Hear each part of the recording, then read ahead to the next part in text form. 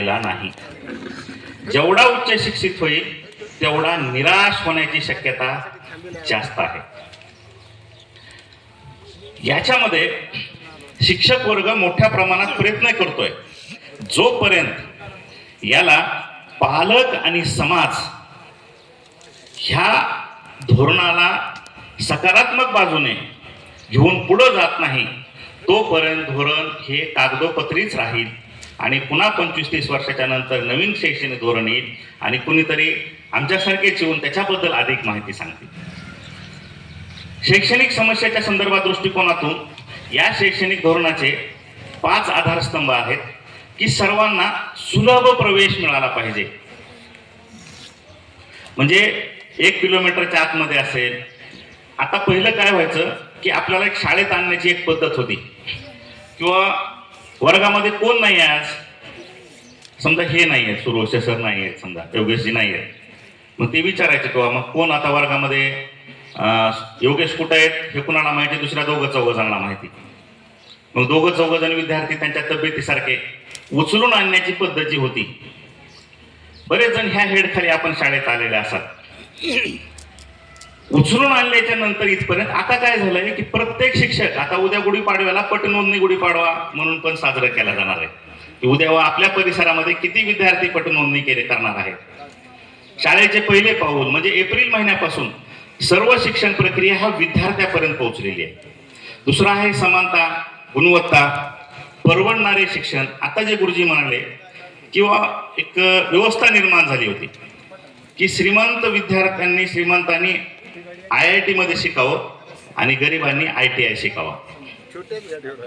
ह्या व्यवस्थेतली दरी, त्याचबरोबर दुसरी एक दरी कमी करण्याची गरज आहे मित्रांनो की आपल्या जिल्हा परिषद प्राथमिक शाळेतून 90% घेणारा 10वीला विद्यार्थी आणि एखाद्या इंग्लिश स्कूलमधून ज्याचं की नाव इंटरनॅशनल आहे, इंग्लिश स्कूलमधून 90% घेणारा विद्यार्थी, ह्या दोन्हीच्या आत्मविश्वासामध्ये जमीन आसमानचं अंतर आहे.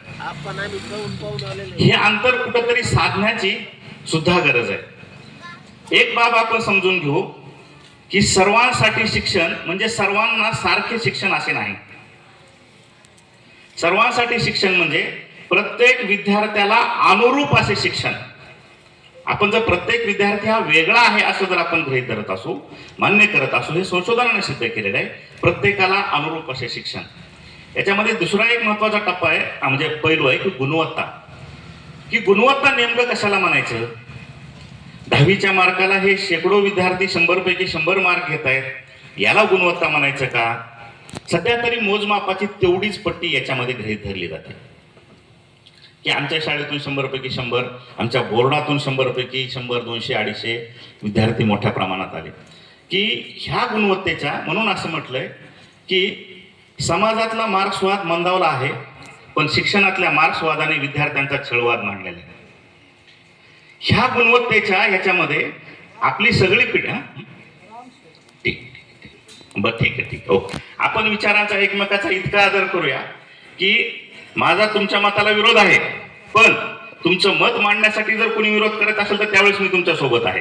आपण एक वैचारिक स्वातंत्र्य दृष्टिकोन की या शर्यतीमध्ये पालकही मोठ्या प्रमाणात ओढले जात आहेत आणि समाजही मोठ्या प्रमाणात ओढले जात आहेत. आणि त्याचबरोबर होतंय काय की एकदा एखादी गोष्ट, समजा आता एक पॅटर्न आला, मधल्या एक 10 वर्षाच्या खाली शिक्षकाचा पॅटर्न होता की सगळ्यांना असं वाटायचं की माझा विद्यार्थी हा माझा मुलगा हा शिक्षकच झाला पाहिजे.